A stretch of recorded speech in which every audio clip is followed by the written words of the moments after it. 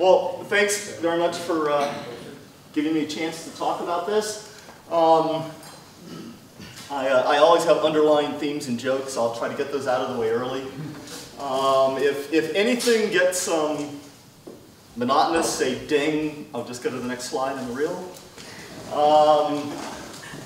And I will try very hard to leave time at the end to answer questions. Bob says we like to try to hour and a half max. This could be about in that time zone. And I try to speak slower now. Funny that, I got accused of speaking too quickly. When I started to think about what I wanted to talk about, I've got a long connection with the community and high tech here. There's a lot of things that are sunsetting in life. SBI. That's my view. A bunch of people ask me where do I live, and that's my deck. I get to stare at that every night. Ding. Ding. And me. My sole focus is now to totally eliminate anything I ever did. It's kind of scary when you think about it. Be a hardware, baseband, clock recovery, data theory, pulse-based shaping, intersymbol interference guy. I'm not going to do that anymore. We're going to design everything so that the infrastructure is totally abstract and you don't have to worry about it ever again in your life. And in order to do that, we have to have a bunch of suites of IP standards and technology. And I'm going to kind of give some build-up as to why we're doing certain things the way they are. Brent, Dave, Gil, you guys can't say ding. I know you've seen a few of these slides already, but that's tough. We actually do everything in IP already. We just don't like to talk about it. Maybe it's DVB-ASI. What we don't do is this thing right here that needs lots and lots of bandwidth and lots of real-time operation. That's the piece we really don't quite do. So my charter is to figure out how to do that. And I like to look at where we came from. So the IP people, us versus them, they would say, color television workflow embodies a brittle camera to the home stovepipe. Meaning it's really, really hard to change, and if you do anything wrong, it'll break. On the other hand, as we were talking earlier, the Bobs love this brittle stovepipe because they have it, it's built and they own it. Production video, and Peter and I guess vary. We know this. The oscillator and the camera was locked to the oscillator in your television set. Phenomenal. Think about that. That is a phenomenal engineering feat. That a 3.58 color megahertz crystal in a camera on the CBS studio floor, my home television set was locked to that and I was watching Ed Sullivan. Amazing. Yay, phase lock loops. Yay, phase lock loops. But now I can just use 1 million transistors, I can build a clock recovery system, I can replace a 50-cent crystal. And the business model was, we only had one business model in television. I'll make a show and I give it to everybody. That was our business model. And that's not a very effective business model if I want something that'll scale and if I'm going to do more in the future. So that's where we were. In 1979, this is where I was. And that's, some of you find this right next door. These trees here, they cut those all down. I don't know why they did that. Because that was Atari. And what I learned there as a 20-year-old kid was they had this really cool game called Quack. We had all the games up there, man. Any new game, we had it. And you had this gun, and you got the screen, and the duck is flying across the screen, and if you're really good, you shoot the duck, and the duck falls down, and the dog grabs it and carries it off the other side. You know, whack, whack, whack, whack, woof, woof, woof, woof, and then you got another duck. And I'm like, how on earth does this work? The television has no receiver. How does this work? Well, the magic of the thing is that the TV behind the duck would interpose a little white square. We'd bang the phosphor in the CRT as hard as we could for as short a period of time so that you couldn't see it, at a rep rate that your brain couldn't integrate it so that you couldn't see it, Yet it was bright enough that when I pulled the trigger on the gun, the photo sensor in the gun would catch the light. So really, the television shot you. And the duck fell to the ground and the dog carried it and took it away. So why do I share this story? I share this story because none of that was real time. We were faking out the human being's sensory system. I could pulse the light faster than you could perceive it. I could do it at a rate that you couldn't perceive. Yet you thought the game was entirely real time and totally active. When we look at what we're going to do with IP technology, this is the game. The game is, we're going to fake out the human system. And just keep this in mind, because it'll be, this is we're all friends and family in Grass Valley, California, so start thinking about this as the ecosystem. This actually has a scientific basis in fact. Not only do we think it's true, I couldn't find this for decades, and Mike Cronk challenged me about a month and a half ago and said, Chuck, where's the proof? The internet's a wonderful thing. This has a lot of interesting things in it. We always worry about that the human being is a differentiator, right? We're not an absolute machine, we're a differentiator. Everything we do is differentials. So when we look down here, if two events occur roughly at the same time, we can actually perceive the differential. We just don't know the order. Up here, we actually know the order. If A happened and then B happened, we can tell the order. So what's this graph saying? It's saying that I can have two events, visual to visual. That's what it's showing. They did studies with audio and video. And this part up here is telling us not only can I perceive a difference between two events, but when does it feel like it's real time, and when do I know the order? A happened before B, guaranteed, all the time, at least 75%. When you start reading and researching on UIs based on internet design, this number pops up all the time, 100 milliseconds, 90%. So the psychological behavior of why these numbers come up is there. The other number you'll see is out here at the end, somewhere around 250 milliseconds. That's the Scientific American experiment. I'll walk up to Sam, I'll hold a ruler, I'll tell him to try to grab the ruler at 11, I'll drop, he'll grab. 1/2 AT squared plus VT plus 8. So we simply look at the velocity equation, we see how far the ruler dropped, and I'll tell Sam he has 200 millisecond response time. So I have human reaction time, external event till I react. I have human response time, what feels like I pressed a button and it was instantaneous. And then I have event time, which is how can I distinguish between two events?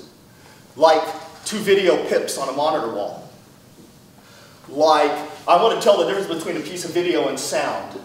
Most of us in this room, we're really gung-ho. I learned it as -1 + 2.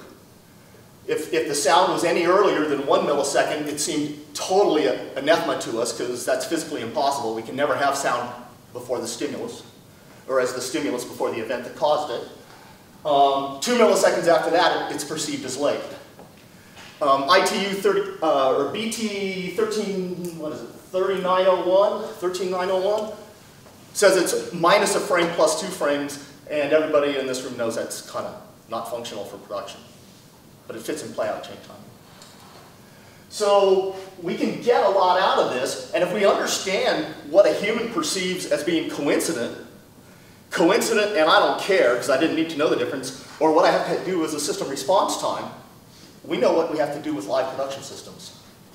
And the reality is, ain't none of this all that fast for today's computing technology.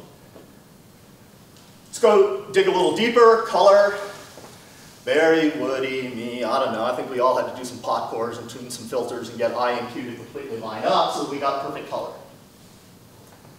And I know I looked at this a lot. I know I was tuning for SCH phase so that we got good color on the home set. And there's this number. I think I can remember how many times I saw it. SCH phase less than 2 nanoseconds. Yeah. Less than 2 nanoseconds. This industry is hung up on 2 nanoseconds. Let's go deeper. If I grab a hold of the color spectrum And the stability of that carrier, that actually set the on-air broadcast spectrum that's regulated by law. So the stability of the crystal led to the modulation. So all of these things were amazingly tied together and packed together and totally interactive, so that we'd build big 400 routers on Bitten Springs Road, and we'd have to cut all the cable, and we'd have to do everything TDR it so that everything was to the foot, so we made 2 nanoseconds.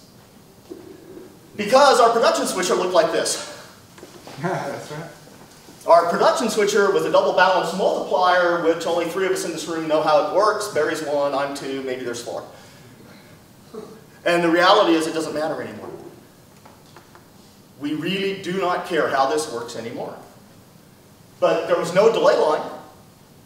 There's no analog memory. We could build a CCD, but that was not going to work for us. So we had to time everything in our plant to 2 nanoseconds so that we could build a production switcher that looked like this.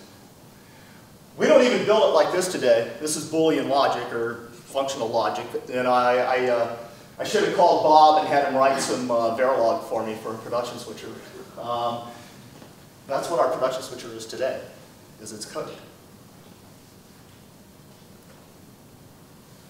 And so if we start to kind of open up our mind a little bit to how we build these things, we've broken every one of these rules now.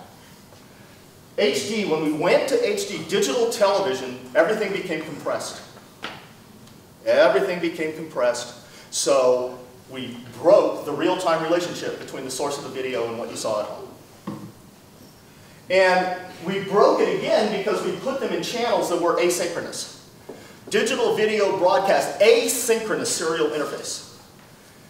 Ethernet is asynchronous. So we started using asynchronous carriers to transport the data, and it's now fully tipped over, right? ATSC 3.0, asynchronous interface, carrying IP-based wrapped data in a COFDM modulated spectrum where the modulator itself controls the bandwidth of the spectrum on air. It has nothing to do with the content of the data. It has nothing to do with the carrier frequency of the data. We don't need nanoseconds anymore, period. End of discussion. We can start looking at things being line-based, and with IP technology, whether it's computational technology, whether it's network technology, all of these things are now faster than real time. And when we start to build a plant like this, we can start to think about building a flexible, scalable plant. I can simultaneously, whether I build something to go on the phone or whether I build something to go on the TV, the fundamentals are identical. It's the parametrics that change. The transfer function is the same, but the parameters of the transfer function will vary. If I can simultaneously operate all of those variables in parallel, I can now have M-channel playout from the same originating source. We start to build the holy grail of rapid monetization and multiple presentations of one piece of media. So, to bang on this one more time, because I haven't banged on it enough. Everybody knows, anybody knows me a long time, I'm a minister's kid, so the classic thing for a sermon for a minister's kid is I'm going to tell you what I'm going to tell you, I'm going to tell you, and I'm going to tell you what I told you.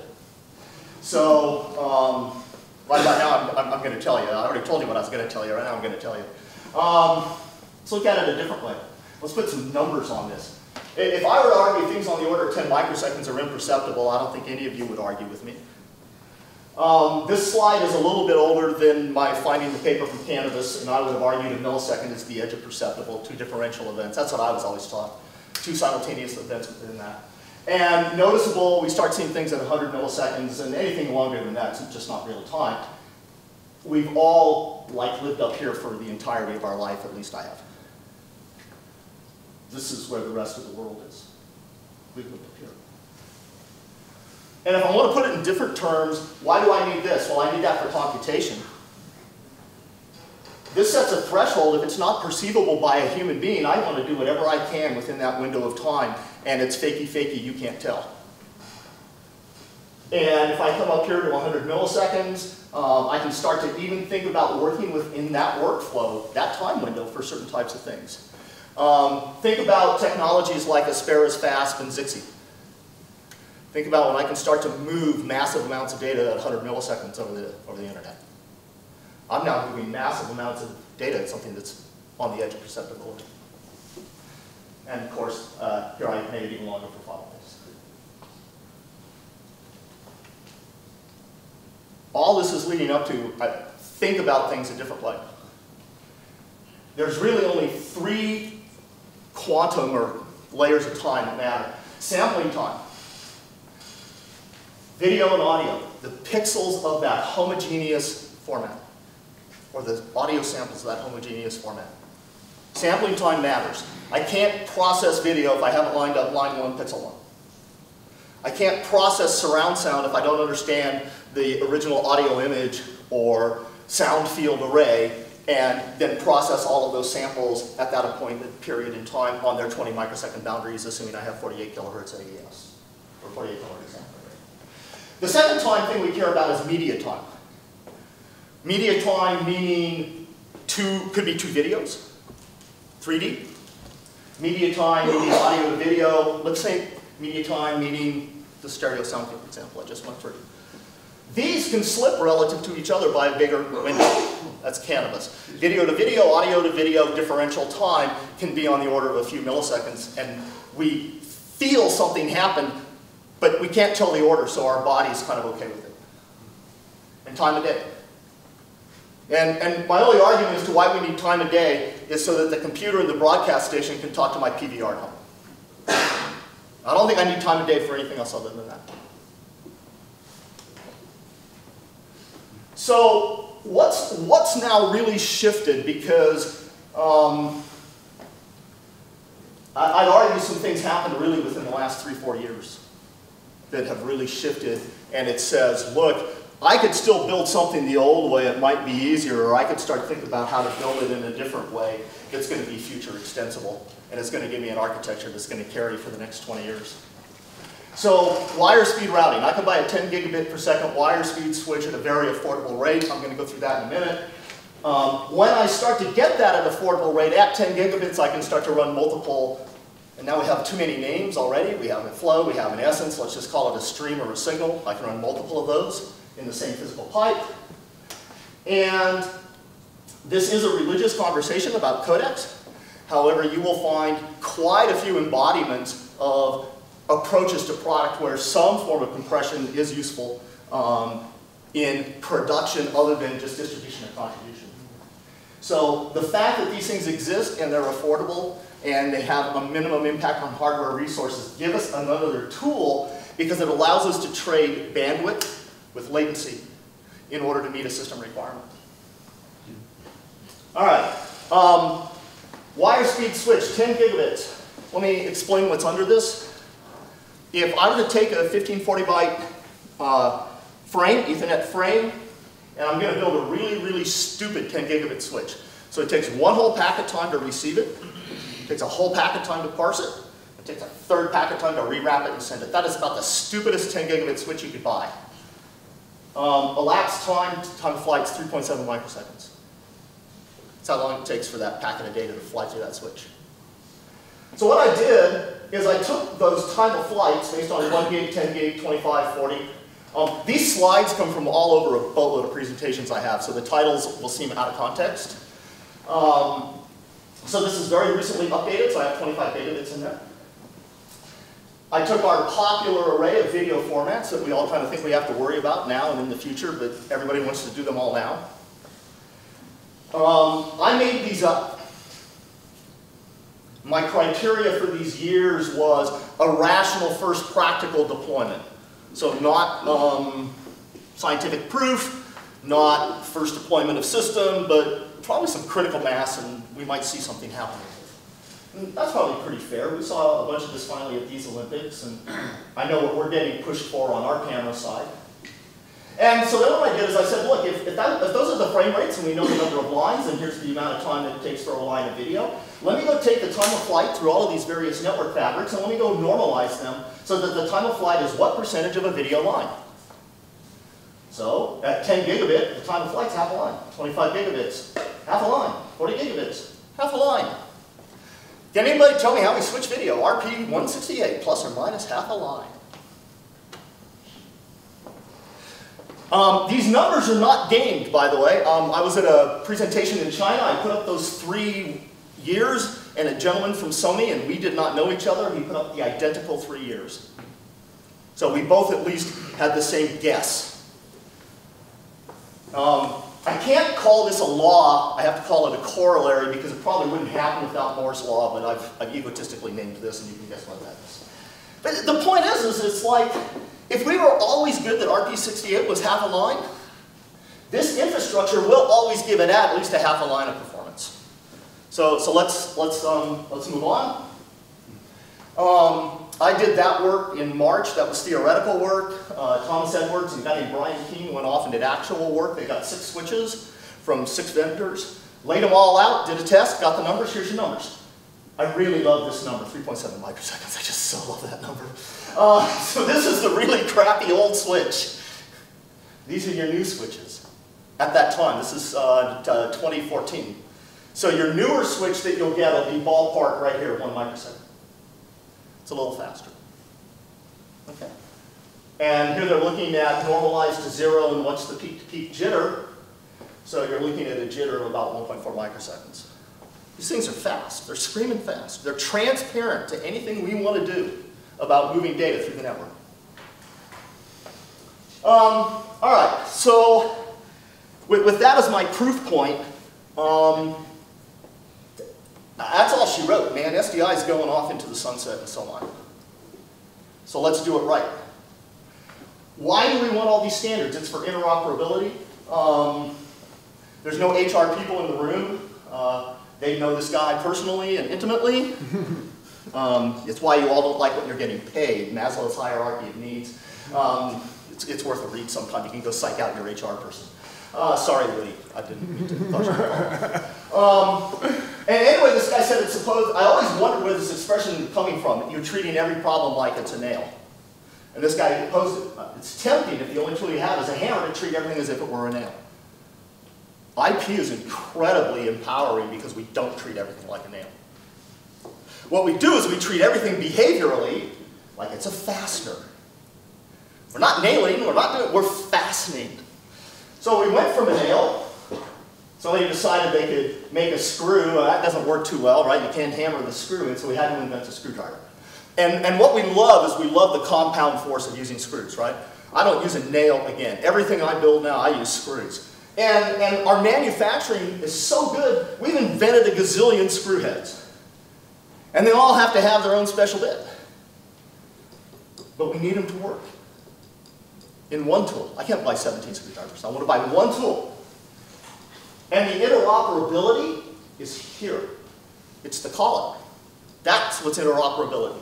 It's not the screw head. The screw head is my physical layer. The collar is the interoperability. And the handle is the application.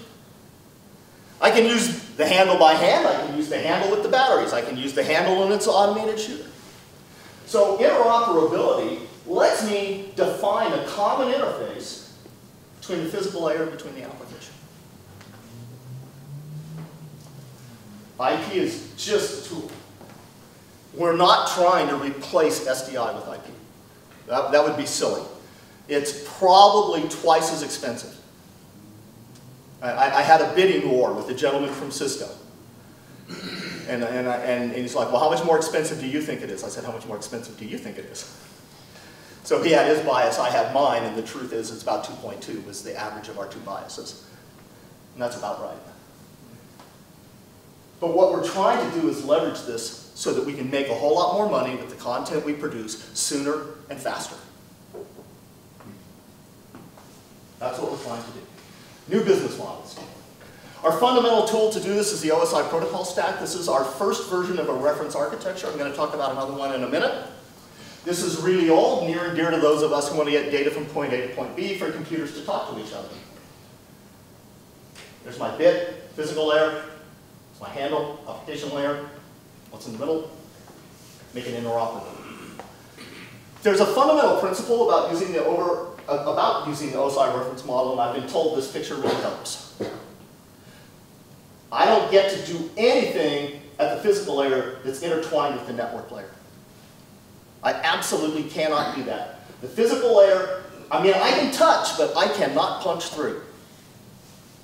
I need to respect that relationship so that I can improve any layer in the stack between the application and the physical in my particular example, or the physical, or the application. I can change any one layer at a time, have it be totally interchangeable, and not change anything else in the system. And I lost my prop. This is when the Bobs just love me. This is Bob Seidel and Bob Ross. And I say, how many times has this changed in the last 20 years because HDSDI was rolled out in 1998? And I know I was there, Bob was there. We got all the arrows in our back. How many times has this changed in 20 years compared to HDSDI? HDSDI went from 1.5 to 3. This has gone from nothing, from E to 3 to 4 to LTE to 4 times the change rate. Same device. Oh, by the way, this has your TV encoder decoder in it too. All right. We only do that because we have encapsulation. Just a quick practical call out. Here we are, SMPTE 2022-6, and here's a real quick map. I won't dwell on this, but here's how we would map everything in a 2022-6 stack into the OSI protocol stack. So the argument for this, and I'm sure we all get this, is look, it's just data. It's just data today. Audio, video, control, metadata, I don't care. It's all data. I don't really care what's in it. It's the payload. And if we ensure compliance to that stack, we can run it over any network we want. And some simple examples that I don't want to dwell on because I'm probably talking a bit too slow to leave time for Q&A. So the last one was pretty obvious. Here's in your facility, wavelength 8023 running an Ethernet. Let's say I want to go push this out. I want to use BT's MPLS service. I don't change anything. Absolutely nothing changed up here. Headers 2022, RTP UDP, RDCP UDP into IP. It's how the IP is stacked up everywhere below there that changes. But that's not my problem because I hand off IP to BT. And BT leases me the service. And now I don't care. Fox Super Bowl, when did they, it wasn't this year, it was the year before, right? Fox did the Super Bowl. I know for a fact that when Fox last did the Super Bowl, they started here. They had ATM. I couldn't believe it when they told me they had ATM circuits dialed up in order to get enough bandwidth for certain applications, and they could have never done that if it wasn't this abstract. And I can dial this in again. Let's say I want to go long haul, and I want to plug myself into oh goodness, sorry guys, the 701s, the GTN. So if I want to, or excuse me, OTN, optical transport network structure.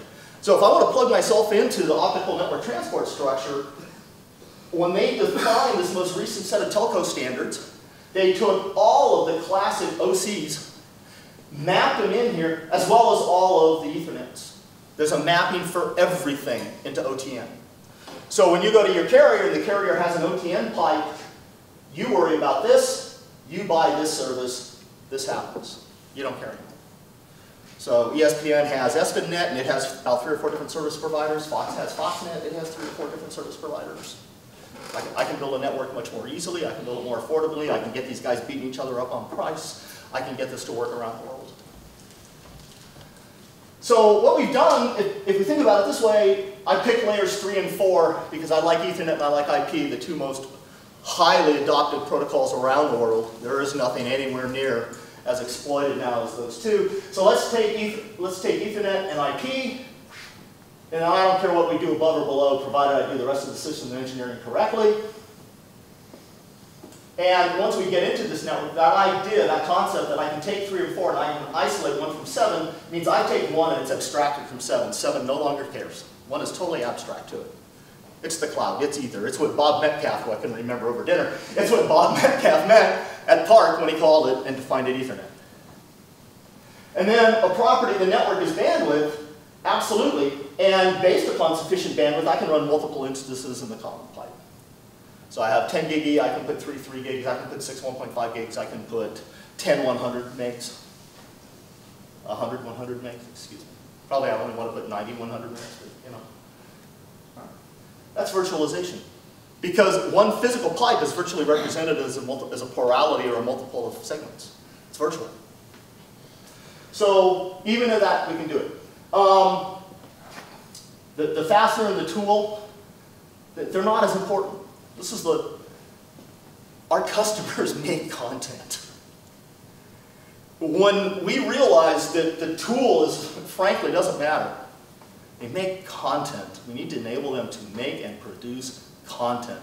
If we get hung up on trying to sell them a tool, we lose. We need to sell them a system to make and build content. And new content factories target exploiting this. Again, old school guy. I'm sharing my sunset for the young people in the room. It was all about quality. Grass Valley, 1978. When did I interview there the first time? 1976 or something. Quality. Perfect. You know, if you don't know video, you don't know anything. Quality, quality, quality, quality. Nah, no more. That's number one. I want it now. We're the now generation. I want it now. I want it now. And the second thing I want is I want choice. I'm never going to watch the 157 channels on DirecTV. That's known. I want to watch what I want to watch, and it's cheaper for me to split the bundle and buy my services. Yeah, I just did. The place with the sunset, I cut the cord all the way. And my bundle's cheaper than anybody else I bought it from. And I have exactly what I want and what I need. So I want choice. And then I want quality. That's your new hierarchy of demand from your customer. And then we can apply this, and we think about this as whether I'm doing news, episodic, documentary, long segment stories. They're all going to have sort of a different fit into what I'm going to provide. But if the fit for sports is I need 4K UHD, you know, maybe where I really want that is documentary. Sports could probably live with 1080p 60 UHD, honestly. And news, I can probably live with crowdsourcing off my iPhone. Thank you very much for breaking news. But this is as good as any other camera. Still a camera, still created a source, I still pipe the source back, I still produce the news. The behavioral model is identical. Joint Task Force was developed in order to try to build, let's call it the cloud architecture for broadcast. SMPTE, Peter's not here, but SMPTE kind of gave us an umbrella. The three working organizations were the European Broadcast Union, the Video Services Forum, and AMWA, the Advanced Media Workflow Association. So we collected, I don't know how many, hundreds and hundreds of use cases, and we dissected them, and we tried to map them into a model that looks much more like a cloud. Anybody who wants to go look, there you go. And we published the reference architecture about a year ago. The idea being is, let's just build it up. Let's pretend we're building our data center. We've got the network, we've got specialty hardware, we want to have a platform in there. We kind of attach some different words to them. These words start to look more similar, but if I put it over here, it ought to look very much like all the cloud jargon you're used to. But your infrastructure as a service, your platform as a service, software as a service, and your client-facing applications. We took this work and we reversed it. We had some traditional broadcast engineers come back and look at classic workflows and work them backwards into this structure, and voila, we actually could make them fit, so that was a good litmus point for us. Again, if you go here, you can find that work. This got us here. And I'll talk about all the standards related to that shortly, but that's like reciting alphabet soup. I don't think it's a lot of fun. I think it's more fun to understand everything behind here, and then I'll recite the alphabet soup. We took one more step, which was to put this in a third dimension. So we kept our stack and we kept our colors, and we tried to take a look at what was required at each layer in the stack across the operation. This was a piece of cross-fitting that we did to make sure that our reference architecture was correct. I probably didn't, I should have spent like 10 seconds on what's a reference architecture. My simplistic description is a machine to build machines. I don't want to keep building the same machine over and over again. If I can build a machine that builds machines, I'm going to be that much more efficient. What's the fundamental behavior of my machine? If I can isolate the fundamental behavior of my machine, then I can build a machine to build those machines. Everything else just becomes a variable. So that's what a reference architecture is. It's a very abstract concept to try to build a framework into which the standards can plug and into which we know we'll get interoperability. So we recently had a sprint, and it'll become apparent, maybe it won't. I'll try to make it apparent later as to why we did that. And we found some things were sort of missing. We took the whole, you know, over here we had resource management. That's like your SAP applications. You built a factory, your factory runs, and now you want to run special reports based on your own business so that you can manage like the profitability of your component sourcing group or something like that. Those are resource management things that all drive off of the capability below that. So we pulled that out of the way, but what we opened up here is very important. What we opened up here are the interface points, the contact points between each of the layers. We need that so that if we're going to go out there, let's say that, I'm going to use this one because no one will argue with me on this one. If I want to get down into the interface, I'd love to use something like OpenFlow. OpenFlow is totally broken. If you want to argue with me, we can have that conversation later. I want to use OpenFlow, but OpenFlow doesn't meet our needs. So we would love to be able to get that southbound if I'm in the platform, northbound if I'm writing the network controller. We want to get those defined. The next one is anything we build is a device. You know, we used to build cards. A card was a piece of equipment. That's a device. The network is a device. A virtual machine is a device. A node is a Cisco UCS. A node is a processing platform. A node can contain a device. It can contain multiple devices. The devices that are instantiated can be variable. They can be dynamic. So all of this is premised on the fact that you've got your data center. Your data center is going to be connected to you over this infrastructure. You frankly don't care what it is. You don't care where your disk is. You don't care where your CPU power is. We need to be able to expose the CPU power, expose the bandwidth, so that up here in the platform, you know how to allocate those resources, so that up here your software as a service device can run. It all sounds very complicated. It's incredibly flexible. It's scary. So SMPTE's doing things to make this more tangible for the Bobs. So what were our tenets? Our tenets were the production video over IP. It requires we're going to use commercial off-the-shelf router, Cisco, Arista, Mellanox, Brocade. I don't care. We will have very low latency. We will have no dropped packets. This gets really interesting to understand. I'm going to touch on it a little bit.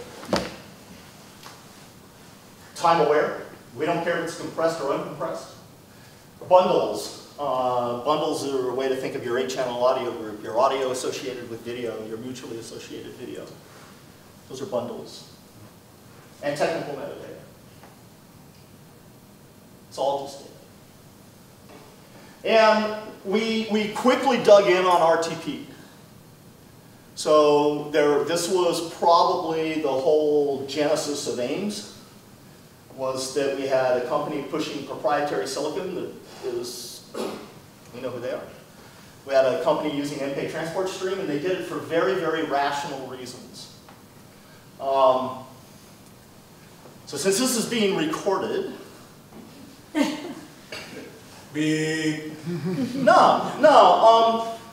look, I mean, Bob was there in 1998, and anybody who knows Bernie Dayton, we know his entire last 20 years of his career were wrapped around the HD axle.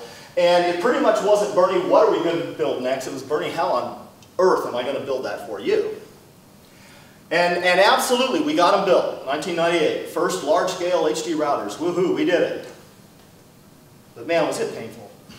Was it painful? It's like, so when we look at technology, it's really interesting. There's like, I have an early adopter who's like either born of necessity or because it's fun, we're going to adopt the technology. It's probably too early. Then I have the next scale of adoption, which is, I get it, I understand it, and now it's really useful for a specific case, MPEG-2TS.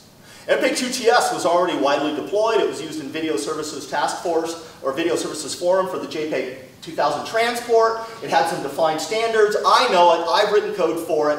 Woohoo, I got the deal with ESPN. I got to deliver. You know what? I don't have time to go after anything new. I'm going to use what I already got. And arguably, when they started, that 10 gigabit wire speed switch I talked about, not affordable. I'm not sure what they would have done. I might have done the exact same thing they did. And I've said this in a public roundtable, and it's recorded, and it's on a YouTube somewhere. And now we're where we are today, though, we have the luxury of saying, well, we didn't go first, we didn't go second, we're going to go right. Oops, I didn't say that out loud. So we're going to adopt RTP. And this is pretty much why, and a little bit of its background. IETF, 3550, I think.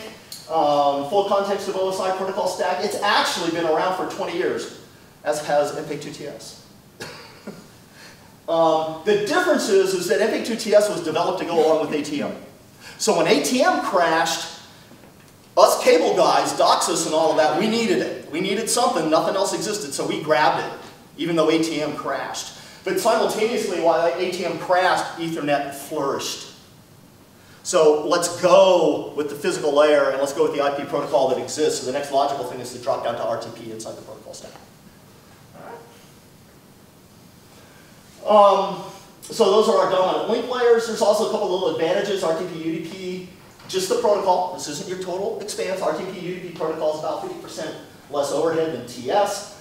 I already showed you all these RTP mappings into virtually anything else in the world. If you want to do that with MPEG-2TS, you're going through all types of ATM adaptation layers. So it gets really, really clunky, really, really fast. And if we go down the RTP road with the IETF, we are going down the road that the internet's going down. Woohoo! Let's go down that road. It's well trod. So IP is this business enabler for live production. If I can simultaneously take my content and have it show up on the screen at home, have it show up here, have it show up as, I can do that all at the same time. My ability to monetize is rapidly increased. And that makes these things at the top I talked about earlier, the SaaS and the client applications have the most leverage. We're all about selling tools that help our customers create content. That doesn't happen at PASS and it doesn't happen at IS. So let's build it on the stack, Ethernet RTP.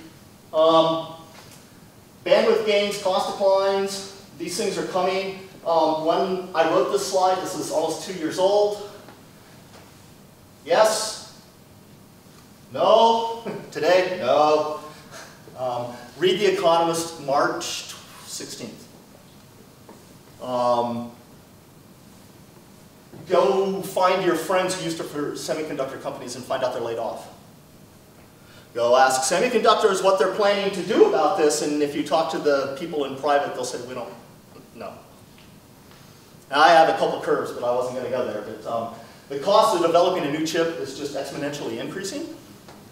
So you better be able to sell a boatload of them. Put it conversely, if we don't tie ourselves onto where the technology is sold by the boatload, we can't build something that's cost effective. There's another curve, and I'm not going to dig into that. We can always do it another time. It's called Gartner's curve. This is Gartner's curve of its sort of, you know, euphoria, depression, reality.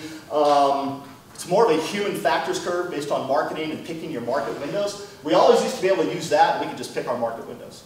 I know where I'm going to be in 2.5 years. I can write a standard today and predict that within 2 years, the technical challenge today will be better by a factor of 30% to 50%, depending, and so the standard will fall in, so it's good enough. I'll write it that way. I cannot guarantee to you that you'll get that next processor gain because there's far more money to be made putting the processor here than there is building the next desktop processor. Follow the money. It's the corollary of Moore's Law. Moore's Law only exists because there's a financial reason to invest in it. Okay. All right. So this leads us to a boatload of standards, and probably the second half of what I promised to share. All right. What's this organization here? It's really a marketing organization. And it was an effort to come together and show critical mass behind RTP standards. It really came together because of the work of JTNM and VSF, because VSF had published TR-03. So we're trying to say, look, this is why RTP makes sense, and if a whole lot of people are going to support it, let's do that. It does have a technical group. We're kind of like whistleblowers. It's like, well, wait, that's a problem. We're trying to build this new technology. We see a problem. We're going to recommend a change, and we'll farm that change out. We don't do standards work. We don't try to design a real finite solution. We try to define enough of a prototype, and then we kick it over the wall to SMPTE or back to the Video Services Forum or into AMWA or potentially even into the IETF based on what it is and where we think we need to get the work done. These guys do the work. This is our only standards body, right, in our industry. That's still it. That's our only certifiable, nationally recognized standards body is SMPTE. So anything that's going to become a full-blown standard all has to funnel back up into that umbrella. That's what we do. Thomas Edwards, probably a lot of people know that line. He's probably the most ardent IP evangelist in the broadcast industry. So he says JTMN is why, VSF and AMWA are what, and SMPTE is how. Okay? So this is why on earth are we doing this? What are we really doing in more detail? Exactly how do we do it? That's the standard, so we have some guideline in helping us build it. Boatloads of interops. Boatloads of interops. What a disaster. All right. SMPTE 2022-1 to -7. All of these were originally intended for transport and contribution. They weren't intended for production. Well, what happened is like the standards are coming along and the technology is kind of colliding and everybody says, oh my gosh, we better start doing things in IP. So there's like 2 sentences in 2022-6 and there's 1 sentence in 2022-7 that say, oh, by the way, you can use this for production. So they're a little ill-formed. But you know, they work. They work. 2022-6 is an RTP-based protocol. We all know that it's rasterized and shoved in. When somebody says this is terrible, you can't use it, I ask them, I don't know, you use embedded video every day. You tell you what, why does it not work now that I put it in an IP header? We just shoved it inside one more layer of encapsulation. It's the exact same problem. Embedding audio data, single processing is awkward. Old-timer story. Audio router, analog video router, serial digital video router, serial digital audio router, timecode router, control router, sync router. A lot of plants had 7 physical layers.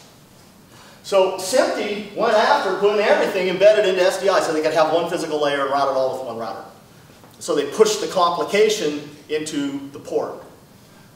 But what you're going to see we're doing here in a minute is we're going to go to Essence, we're going to go to each media flow as independent. It's independent because it can have its own IP address. They all use the same physical transport. We now have the best of both worlds.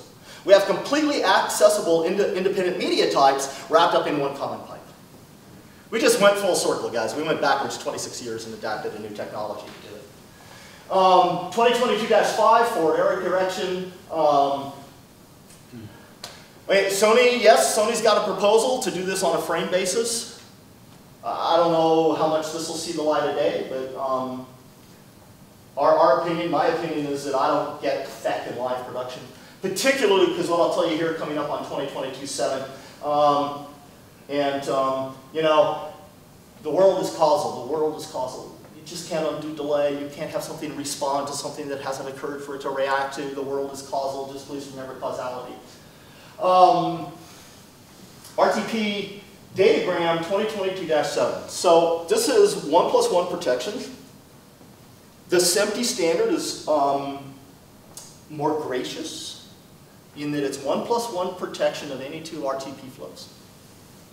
So that means you could be protecting a flow with another flow and they're actually traversing the identical network. I don't know, as a broadcast engineer, I don't get that. But I suppose there's somewhere that makes sense. You know, right, as a broadcast engineer, I'm providing 1+1 protection because this caught on fire. Somebody tore this cable, this port broke. And it certainly does do that, 2022-7 does do that, but it actually can allow you to do some other things.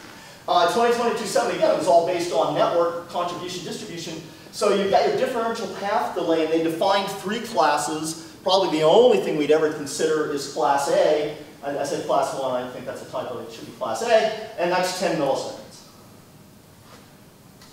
A lot of people are asking for 1+1 redundant networks in production. They just are. I would have gotten that all wrong, but they are. So that makes this really tough to do in production, because once somebody slips the cog, you're screwed, you're stuck. You can't go back in time. You've now inserted 10 millisecond delays around your plan. Not useful. So anybody knows me, man, just shoot the arrows in my back. We now have Class D proposed, and I'll show you why this number is perfectly valid, by the way. And we're doing this because of managing live production in an IP environment. We don't want to have, we want 1+1 circuit protection, but let's design a network around a rational element. The other way, I'll do it later, I got a couple slides later. The other way I'll do this is, it's like a bad net citizen can destroy it for everybody. That's the truth. One bad net citizen destroys it for everybody. So if we can specify these things, then we can come out and say, use this profile. Use this equipment at this profile, at this way, and then you've eliminated your bad citizens. I probably said that in a way that was politically incorrect. It's okay, I'm not running for president, that joke. And then we have time through SMPTE 2059, 1 and 2. For those who are really all over the standards, AES 67 is an RTP standard. SMPTE, knowing where we were going, and I'll show you in a minute what all is going on with SMPTE 2110, we had our RTP standards going. The SMPTE 2059 profile for PTP doesn't match the AES 67 profile for PTP. Oops. So AES Recommendation 16, 2016 was published early this summer, and it resolves the conflicts. Basically points out what you should do with the domain address, how to manage the RTP, how to manage the fact that SMPTE specified SDP instead of SIP. So this document is done, and it's actually even been interopt. We had a pretty successful first interopt with companies from both AES and SMPTE playing around with the equipment. Then these are the couple tables. If you can dig up R16, 5.3.1, 5.3.2. I have to pay money to get R16, so I can't put it up because that's a violation of copyright. 5.3.2 is probably the one that meets our industry needs. And what's within AES 67, so this is our replacement for all of the audio, including MADI. It's currently set up on a 1 millisecond interop rate, at packet rate. That's not acceptable for our delay requirements, right? I mean, we want -1 +2 if we're a finicky audio video engineer. So a millisecond doesn't cut it. So we're going to do some things this says it's proposed. Well, I'll talk to you a little bit off the record about 2013. Or excuse me, SMPTE 2110-30. So we're going to pick up some other things that are defined in the standard. AES 67 is almost, if you go read it, you'll get an idea of what this whole thing is about when we talk about adopting all the other standards. There's almost nothing in AES 67. AES 67 points to a boatload of IETF, various things on RTP, and it says we're a parametric standard based on sample rate, linear bit depth, and packet size. And then they say you got to work at 1 millisecond. Then they have table 3. We'll talk about it. A lot of the things are in table 3, and that's what SMPTE is going to ratify. Is that table 3, we need operating points out of table 3. So table 3 was a pain in the ass in 1997, and 1998 table 3 is a pain in the ass in 2016. What's VSF TR-04? TR-04 was a way to validate current work with SMPTE 2022-6 and starting to break the audio out, so you didn't have to worry about embedded audio. So it's got 2022-6 for video audio bank. You don't necessarily need the audio there. AES 67 gives you audio flexibility. R16 allows you to get through the rough points of interoperability. 2059 then becomes your timing value. Hey, so now you can build a system. VSF TR-03, this is the essence-based version. So we're going to split it all out. We said let's use RFC 4175. It exists. That's what we'll use for the video. I'll talk about this a little more when I do 2110 because it's a moving target. AES 67 for audio, 2059 for the timing, AES 16 for the audio, and IETF 291 metadata. So that's basically, we decided that we'd get an answer out of IETF faster than we would out of SMPTE to at least get something published that we could then use for metadata. So we took SMPTE 291, that's our existing standard for metadata, we just wrapped it in RTP and got the IETF to ratify it. The link shows up here later if you want to go read it. Okay, sorry it's not published, it's October, it's not published. Maybe I should change this to November. Maybe the IETF isn't that fast after all. Everything's in RTP. You can optimize whatever you want to do with each essence. Going back to my example of the plant, I got a layer for every signal type, all layers, but all layers can traverse the facility in a common fabric. Now it's much easier to parse and process. Just hook up to the pipe, subscribe to the IP addresses you want to subscribe to, and get the media you want. Here's 2110. It's a standard of multiple parts. So what we've done is we have 2110-10. This is the system. This would be like expectations of the COTS fabric, application of 2059 system timing, how the system timing can tie into the RTP timestamp and the RTP header, et cetera, these basic system functions. -20 is baseband video. -30 is linear PCM audio. -40 is the ancillary data. -50 is 2022-6 as an essence. So this suite of standards almost immediately supersedes TR-03. Well, we'll see. Maybe some of this is going to get done early next year. We're already on to the technical committee. I don't think I'm supposed to share that. Don't record that. This is moving pretty quick through SMPTE. Our goal would be to get through, those of us who are like been living this for the last 3 years, is to get through these first 4 by NAB. So that by NAB you can say, I have a SMPTE standard for RTP-based essence that covers the preponderance of need. Let's dig into this. So again, the system, RTP, IP, UDP, system timing, use of session description protocol. Those are the things that are pointed out and defined so that, again, you at least know the tools. These are the constructs. These are what we're building up that reference architecture with. Now what are we doing? Something like 2110-20, what's wrong with RFC 4175? RFC 4175 is a hodgepodge of things. RFC 4175 tries to talk about video and color space sampling, and it's wrong. So that's kind of hard as a SMPTE body to say, we're going to make RFC 4175 be our standard when it's wrong with video. So we had to do some things like say, look, use these parts of 4175, but if you want to do video, pick up the SMPTE standard about how the color sampling, raster, lines, pixels, use the experts for that, right? So I had to clean that up. So what we're really doing with 2110-20 is we're putting constraints on the existing 4175. Because 4175 is really wide open. It's really wide open. So we're trying to put some constraints on it. And it's got those constraints relative to also latency and how you might construct the payload. So why do we want to do that?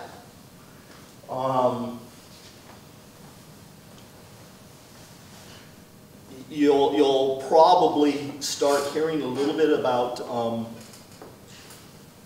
profiles in 2110 or 2120, and they have to do with traffic. So we talked about how maybe we could do things faster than real time, because maybe I could. Let's say I have a graphics generator, I have all the video available for the frame, I have it available now. Why don't I want to just send it all at once? And I can send it all at once back here, I can send it all at once up there. I don't really care, I want to send it all at once. So the first thing we've got to worry about is if I send it at the end, I've got issues where what was in real time here is now in real time there, and I just injected 13 milliseconds of delay. That's not so hot, we don't really want to do that. If I look at it on a line basis, if I want to fill every packet, this is back, you see some familiar numbers, 3.84 microseconds, here's your 1.2 microsecond transmission time of the ideal packet. Okay, if I want to take this pixel and delay it to here, and here's where I built my payload, that's only 2.6 microseconds of latency. I like that. So there are ways that we can constrain the transmitter very, very simply, and we can get very, very improved performance because the way your IP switch works is like this. If I have an IP switch and it has a maximum capacity, and let's say that all 3 of these signals are distributed. This is 10 gigabits max. I have 3 3-gigabit signals, and they're all distributed uniformly at a nice pace rate at 3 gigabits a second. It just flies right through the pipe. Or I could do 1 and then 2 and then 3. That flies through the pipe. But when I did that non-real-time example, if I put all of it all at the same place, then I get this. And when I get that, which we will get because we're all broadcast engineers. And what do all broadcast engineers do? We time our plant to sync and we put all the video on the line at the same time. We will get this. And we will oversubscribe the switch. And if we do this with too many inputs at the same time, so like my 128-port switch, I'm going to lose packets. And remember all the way back there we said we can't lose packets. So these profiles prevent this. It's that simple. And then there were people who said, well, but you've disenfranchised my totally virtualized world, pardon my cynicism. And so we do allow that profile because that's profile C. And the reason we allow that goes like this is, let's say all I have on my network is 9. I don't have the blue and the green, I just got the red. Why prevent me from doing that? Because it'll work. That's why the profiles are there. Those are the use cases. That's the caveat when we go build it. We're going to accumulate jitter. Let me see why I put this in here. I thought it was important because this goes to 2022-7. That's why I thought it was important. Okay. So when we start moving these packets through the network, we are going to get the collisions. They always occur at egress of the router. That's just statistical packet routing. And so they're going to juggle around a little bit in time. Remember I said that that latency is kind of low. It's not a big deal. People want to start to build things like a data center. As a minimum, they have a leaf and a spine and a leaf. They start to build multi-hop systems. So that jitter accumulates because each time you go through the egress point, you accumulate the jitter. So if I have a leaf, spine, leaf, I have 3 egress points. I have roughly 3 times the jitter. It's not classical noise jitter. We don't do RMS arithmetic. It's peak value jitter. We do statistics. So if we know the statistics, it's the sum of the integral of the function of the probability density function of the jitter for each signal over the isochronous interval of time at which you know the data repeats. And I can draw that for you. But I wouldn't worry about it because we have profiles in SMPTE. The problem is that when I go build my 1+1 redundant system, is I've gone to all the work to build the profile. So we don't want the data buffer to have to be so big that when you put a bad citizen on it, the whole network flies to 10 milliseconds, which is what you didn't want. You want the bad citizen to be ignored. So back to why we proposed 100 microseconds. And the 100 microsecond number is vetted by Cisco and Arista and Mellanox. PCM audio. This is an RTP. It's got 4 levels of compliance. Basically, we're looking at latency and channel count. When you go through the parametric formula of building the payload, obviously, if I lower the latency, it's kind of counterintuitive that the channel count goes up. And what we did within SMPTE is we just validated all 4. So there's a 500 microsecond operating point, a 250 microsecond operating point, and a 125 microsecond operating point. And then those operating points allow for different channel counts. So if you're just trying to replace audio and do super trunks, that's fine. If you're just trying to make smaller groups, that's fine, because the standard allows you to have a variable channel count in the group. That's what session description protocol is for. It tells you how many channels are in the group. So I can use session description protocol to say I have 8 channels, and I'm 125 microsecond rep rate. The 125 microsecond rep rate gives me real time. The 8 channels give me compatibility back with embedded SDIA channels. So the hooks are there. As with all things SMPTE, we're hung up for the last 3 weeks on trying to have an enumerated order for the channels. Hopefully tomorrow. And then we will push this up to the technical committee. As soon as we get done with that, we're going to start on this. And here is your hyperlink to the IETF current document for ANC data. And we're recording, but I'm happy to PDF this. I have to PDF it, and then I can distribute it. I'm not allowed to have non-PDF files. $1 billion company rule. And then here's -50 tying together essence. And there we go. Oh, this is kind of interesting too. So when we look at 2022-7 and its use of RTP, it turns out that that's really almost exactly the mechanism used by Dante and Ravenna. So when you look at the Dante and Ravenna app notes, you'll see they're very, very strict about system construction. And the reason they were very, very strict about system construction is they wanted a minimum amount of latency between the matched RTP packet header values. Right? So by SMPTE saying 2022.7 is 100 microseconds, now Ravenna and Dante have something to fall back on. They may not like it, they're no longer proprietary, but they have something to fall back on, and it will work for them. What's AMWA NMOS? Network Media Open Specification. Everything up to this point has been putting me out of business and abstracting the infrastructure. Now we're going to layer on top of that so that you can access it. So the first thing we needed to do is ISO 4. So that's the specification classification that comes out of AMWA. It provides us a rationally or reasonably clear specification for identity discovery and registration. So now we can start to find everything that's attached to our network. And it's been demoed now. I think it's coming up on interop number 4. But what was interesting, the work that was done here was to come up with something that would scale like simple AppleTalk all the way up to LLDP. So we can use one mechanism, yet it's dynamically scalable in order to do the discovery and registration. Okay, lots of testing needed here to find out where it breaks. But we keep building bigger and bigger systems, and they're not quite breaking yet. So it's good. It's good news. A lot of companies are involved with AMWA. It's a huge, and it's hands-on. It's kind of cool. It's kind of cool. All right. So now we have an abstract infrastructure. We have an ability to identify, discover, and register devices that may be in that, available, in that, attached to that infrastructure. We're going to continue with some control specifications and some expansions. And where is that work going?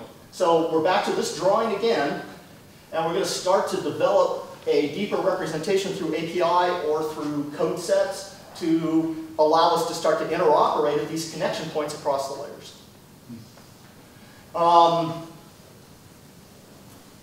So what are we going to do to build up on that? Flows and grains.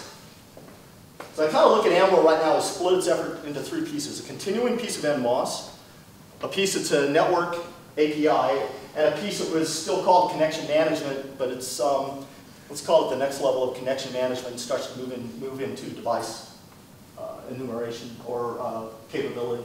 I'll talk about that in a second. What's a flow and what's a grain? This is a BBC concept. We all know where video starts, right? It starts with the frame. Where's audio start? So the BBC said, well, we got to have a way to do this. And they were trying to also build something where let's abstract the protocol. Who cares what the protocol is? This could be protocol independent carriage. So this concept of flow and grain is that a grain is the fundamental, the atomic element of the media. That atomic element could be specific to the video, the control, the audio, and the flow is a consecutive cascade of those atomic elements. In order to uniquely identify an element, it needs to have a source ID, a flow ID to which it belongs, and a sync timestamp. The sync timestamp is actually a replication of the PTP timestamp at the time of origin. It's all 64 bits. That's pretty cool. It says, I take all of this media, and once I've archived it, I know where it came from, and I know at what time it was recorded for all time. That's pretty cool. It's a pretty cool archival thing. It also makes for a pretty cool translation table. Let's say I want to take my media and I want to push it to the cloud, out to the edge, and I need to produce some program. All of a sudden I know what my offsets are, and I can calculate the offsets, and away I go. I know how to line everything up. Everything's tied to the epoch. I know how to line everything up. I can do the arithmetic, I calculate the offset, and line it up. And the advantages is this applies to audio. So the audio now has a group of associated data. It's got a timestamp, it's got a source ID. So I now have an atomic element for audio. I can do the same for control, for ANS data, for everything. It's a nice abstraction concept. Don't read any of the emails in AMWA where I got really mad at them about wanting to put this in the PTP time header, or in the RTP header. Me and Richard Cartwright both. We said, no, you can't do that. And we were instructed as to why we're too old, and we have a way to do that. So here's what we wanted to do. We wanted this abstraction for the media construction. Again, a grain doesn't care. It could be encoded. We don't care. It could be object-oriented, we don't care. It could be computer-generated, we don't care. All of the, yeah. And we don't care where it's going. Connection management. Why do we want to do that? Well, let's go back to something near and dear to our heart, the clean on-air switch. Okay, I was perjured. This is not, well, that's Grass Valley equipment. Those are Envision here.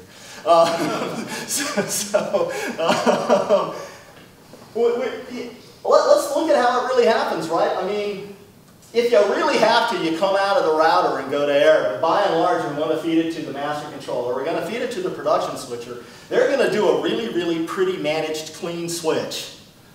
And that's what's going to go to the encoder, and that's what's going to go to air. I'm not saying it doesn't ever come out of the router, but the preponderance of time, this is what we're doing.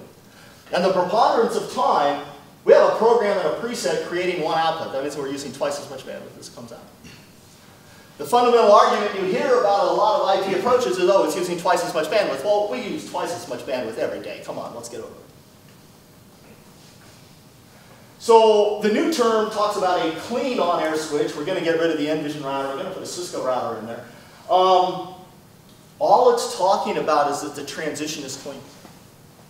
It's perceived by the human as clean. I did it at the lined up point where the video landmark or the frame were timed up, and now line 1, field 1, pixel 1 was there. The arithmetic was beautiful, and the result looks good. And sometimes it's called an edge switch, and sometimes it's called an endpoint switch. And the fancy version of that is the IGMP leave and joint, where the network protocol of the receiving device says, I want to join a stream, so let me leave this one and I'm going to join a new one. And most of these are all based on having twice the available bandwidth, and the outbound device will process the video, and that's what's going to come out and hit the encoder, and that's what's going to go to air. It hasn't changed. It's no different than what we do today. And sadly, now it can all be software, and it can all live on top of the COTS. Can't all be software, by the way. So what we're doing now is we really want to make the network abstract. We want anybody to be able to grab a hold of it. Open flow. So we had two relatively open market things, Open Daylight and Open Flow, developed by the COTS IT industry, basically developed to provide network operators like AT&T, Charter, anybody doing that type of data distribution, the ability to have software-defined networks or network function virtualization. The problem is that, great, they developed OpenFlow, but the feature set of what was elected to be supported of OpenFlow, by which router manufacturer was entirely non-intersecting except for a minimal number of things which didn't have the horsepower to let us do live video. It'd just break. If I tried to do something at Cisco, it wouldn't work on Arista. If I tried to do something on Arista, because they all had their own control plane, they all wrote their own device control engine inside the switch, and they all thought different things were important to themselves and their customers. I'm not ridiculing them at all. Envision used to make two-stage routers that went on air, and in order for us to appropriately orchestrate the vertically accurate switch of upstream router with a vertically accurate switch in the second stream router, and have no video flash on the frame that the operator saw, we closed the control system and said, here's the port, just give us the command, we'll manage it all inside.